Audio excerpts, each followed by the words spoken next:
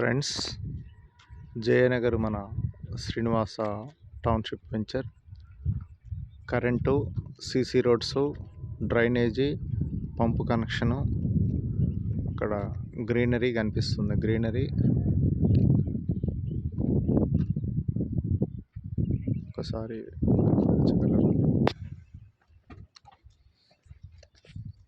Bypass రోడ్లో water tank కనిపిస్తుంది. దాని పక్కన మెడికల్ కాలేజ్ కూడా ఉంటుంది. 60 ఫీట్ రోడ్డు, సెంటర్ డివైడరు, పక్కన విల్లాస్ కనిపిస్తున్నాయి. విల్లాసు